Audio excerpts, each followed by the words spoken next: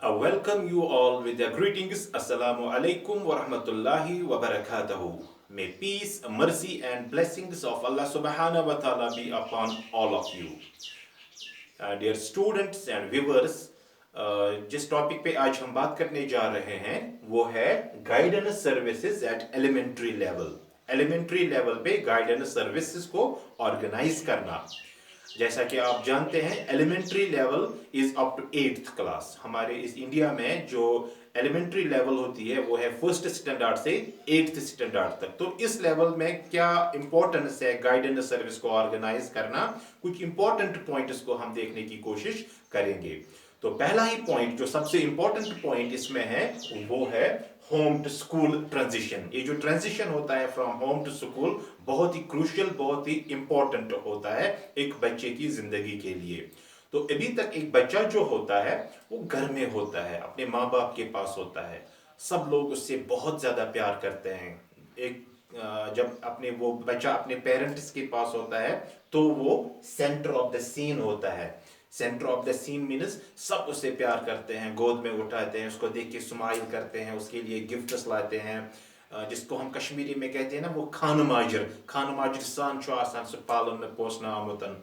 तो जब एक बच्चा सेंटर ऑफ सीन होता है तो स्कूल पहुंच के ही ये centre of scene to anonymity में आ जाता है, मीन्स अजनबियत। वहां पे तो उतना वैसा प्यार जिसका प्यार घर में होता है, जैसे उसकी फैमिली मेंबर्स केयर करते हैं, वैसे तो स्कूल में नहीं मिलेगा ना, वहां तो डिफरेंट होता है। तो हो सकता है जनरली बच्चे तो एडजस्ट कर पाते हैं, लेकिन कोई कोई बच्चा ऐसा होता है जो एडजस्ट नहीं कर पाता है, जो एक तरफ से एक माहौल से निकलकर दूसरे माहौल में आ गया।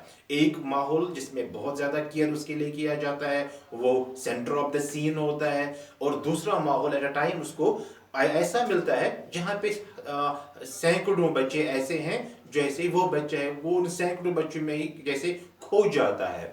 तो जैसे वैसे जैसे उसको घर में प्यार किया जाता है, सैकड़ों और बच्चे ऐसे ही होते हैं जो अपने अपने घरों से लाड प्यार के पले बड़े के स्कूल में आ जाते हैं। तो एक एनोनिमिटी आ जाती है इस बच्चे में।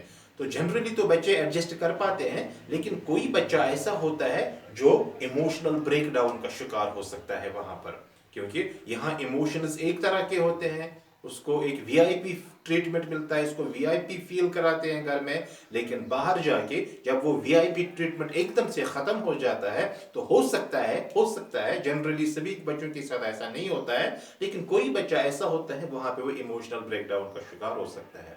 नंबर सेकंड, जो रिश्ता है जो जो हमारे फैमिली में जो हमारे फैमिली मेंबर्स होते हैं, उन रिश्तों में उस बच्चे के साथ वार्मथ, केयर, इफेक्टिव रिलेशन होती है। रिश्तों में गर्माहट, वार्मथ, केयर और बहुत ख्याल रखा जाता है इस बच्चे को, एक इफेक्टिव रिलेशन होती है। एट अ टाइम से वो जब स्कूल में आ जाता है तो उस बच्चे को लगता है कि अभी तक जो मेरी इंपॉर्टेंस थी, मैं बहुत ही इंपॉर्टेंट था, अब वो इंपॉर्टेंस शायद चली गई। तो ही और शी में feel the loss of importance कि अब शायद मैं इंपॉर्टेंट नहीं हूं। तो यहाँ पे इस चीज को इस जो फीलिंग बच्चे में आ रही है, इस फीलिंग से बच्चे को निकालने के लिए गाइडेंस की बहुत ज्यादा जरूरत बढ़ जाती है। इसलिए इस स्टेज में गाइडेंस की बहुत ही क्रूशियल इंपॉर्टेंस बढ़ जाती है एट एलिमेंट्री लेवल पे। तो हो सकता है अगर ये वाली सिचुएशन इस बच्चे में आ गई, ये फीलिंग्स नेगेटिव फीलिंग्स आ गई, तो ही और शी में डिसअपॉइंट विद द स्कूल। वो इस स्कूल एनवायरनमेंट से ही डिसअपॉइंट हो जाएगा, विद द रिजल्ट वो अच्छी तरह से पढ़ाई नहीं कर पाएगा। ऐसा भी देखा गया है कि ऐसे बच्चे ड्रॉप आउट हो जाते हैं, वो घर में इतना फिर वो शोर करते हैं कि मैं स्कूल नहीं जाना, मुझे स्कूल नहीं जाना है, मुझे पढ़ाई नहीं करनी है, या अगर ऐसा भी कम से कम इस स्कूल में मुझे नहीं जाना है। तो वो वाला ट्रीटमेंट हम नहीं कह सकते कि स्कूल वाले अब वीआईपी ट्रीटमेंट दे। जैसे माँ बाप इसके साथ प्यार करते हैं वैसे हर एक टीचर हर एक बच्चा करे, ऐसा तो मुमकिन ही नहीं है। लेकिन एक ऑप्शन होना चाहिए, जो वहां की टीचर्स हो या अगर गाइडेंस काउंसलिंग सेल वहां पे हो, तो इस बच्चे को ऑन बोर्ड लिया जाए, उसके साथ बात की जाए, उसके साथ रेपो बढ़ाया जाए, उसको फील कंफर्टेबल फील कराया जाए कि नहीं ये तुम्हारा दूसरा घर है। एक घर तो आपका अपना जिसमें आपके पेरेंट्स रहते हैं, स्कूल आपका एक सेकेंड होम की तरह होना चाहिए। तो ये काम है गाइडेंस एंड काउंसलिंग का। नंबर सेकंड पॉइंट, ये तो एक तरह की प्रॉब्लम होती है। Number second is sometimes a child can face may face problems of learning. देखो, हर एक स्कूल ने अपना अपना एक स्टैंडर्ड बना रखा है आजकल के कॉम्पिटिटिव वर्ल्ड में। हर एक स्कूल कोशिश करता है कि मैं ज्यादा से ज्यादा बच्चे के ऊपर बोझ डालूं। जितना एक स्कूल ज्यादा बोझ डालता है बच्चे पे, पेरेंट्स उतने ज्यादा खुश होते हैं कि हमारे बच्चे को ये काम भी है, जीके भी है, कंप्यूटर्स भी है, सोशल स्टडीज भी है, साइंस भी है, ईवीएस भी है, उर्दू भी है, इंग्लिश भी है, हिंदी भी है, अरबिक भी है। तो जितना ज्यादा बोझ हम बच्चे पे डालते हैं, पेरेंट्स उतना ज्यादा पे करते हैं और उसी स्कूल में अपने बच्चों का एडमिशन कराते हैं। एक ट्रेजिडी है।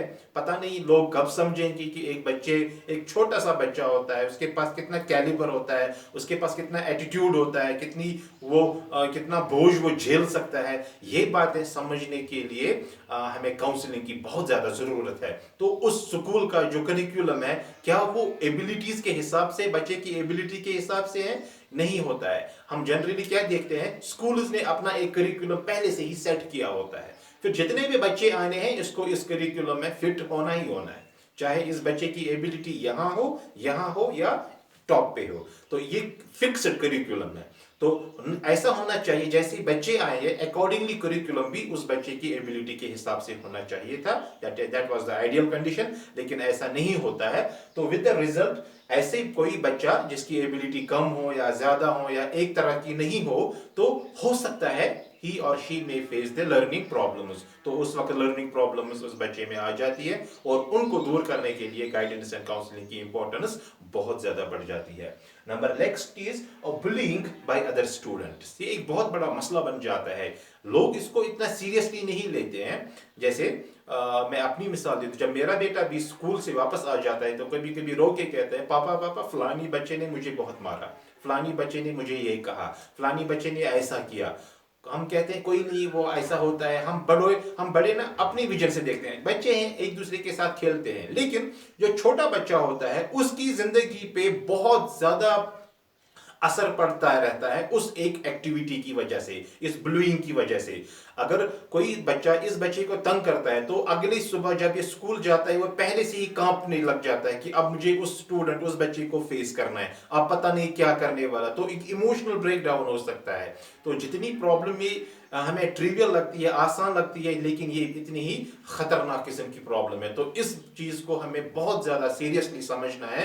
ये जो बुलिंग बाय अदर स्टूडेंट्स है, इसको बिल्कुल भी स्कूल में बंद करना है। इसके लिए काउंसलिंग होनी चाहिए, बच्चों को काउंसिल करना चाहिए, गाइड करना चाहिए। और जो बच्चा अब इसका शिकार है उसके लिए तो इसकी इंपॉर्टेंस बहुत और ज्यादा बढ़ जाती है। Number next is emotional problems at later life. अब रिसर्च ने प्रूव किया है कि अगर बचपन में, इस छोटी उम्र में एक बच्चा इमोशनल ट्रॉमास फेस करता है, जैसे ये बच्चा बुलिंग किसी बच्चे की वजह से या किसी उस्ताद टीचर की वजह से, या इसका जो मैथमेटिक्स में प्रॉब्लम है, फिर मैथमेटिक्स पढ़ाने वाला जो है अच्छी तरह से बच्चे को नहीं समझाता है, फिर एक वहम रह जाता है, एक जहन में दबाव रहता है किसी एक सब्जेक्ट का वगैरह वगैरह। तो ये जो मेंटल ट्रॉमास या इमोशनल ट्रॉमास हो जाते हैं, अगर बचपन में ये प्रॉब्लम्स, इमोशनल प्रॉब्लम्स आ रही है या बच्चा फेस कर रहा है, सिर्फ ये बचपन तक ही महदूद नहीं है, बल्कि जब ये आगे बढ़ जाता है अपनी लाइफ में, एडोलेसेंस के बाद एडल्टहुड में आ जाता है, तो लेटर लाइफ में वो इमोशनल प्रॉब्लम्स फिर अपने आप को जाहिर करती है। तो जो प्रॉब्लम्स जिनका काज बचपन में था, लेकिन वो अपने आप को मैनिफेस्ट करती है एडल्ट लाइफ में। तो लेटर लाइफ में भी जो इमोशनल ट्रॉमास या जो इमोशनल ब्रेकडाउन बचपन में हुआ था, वो अपना असर बड़ी उम्र में, जब later life of the individual, उस पर दिखाना शुरू कर देता है। तो अगर हमें अपनी आज की जिंदगी, मैं एक एडल्ट हूं, अगर मुझे आज की जिंदगी खुशगवार चाहिए तो मेरा बचपन जो था वो खुशगवार होना चाहिए था। मैं तो कंट्रोल नहीं कर सकता, अब तो मेरा बचपन तो चला गया, लेकिन जो हमारे छोटे बच्चे हैं जो अभी मिडिल लेवल तक है, 8th क्लास तक है, first standard, second standard, third, fourth, fifth, तो उसमें हमें बच्चों का जो इमोशनल मेकअप है, इमोशनली उनको कंफर्टेबल फील कराना है। उसके लिए गाइडेंस एंड काउंसलिंग की अहमियत बहुत ज्यादा बढ़ जाती है। और देखा गया है कि अगर स्कूल एक्सपीरियंसेस, एक बच्चा जब स्कूल में जाता है, अगर ये स्कूल एक्सपीरियंसेस हेल्दी नहीं है, कंफर्टिंग नहीं है, अच्छी नहीं है, एक बच्चा प्लेजेंट फील नहीं करता है स्कूल में, तो ये सबसे बड़ा एक ना बच्चे के लिए एक अनफॉर्चुनेट माना जाता है।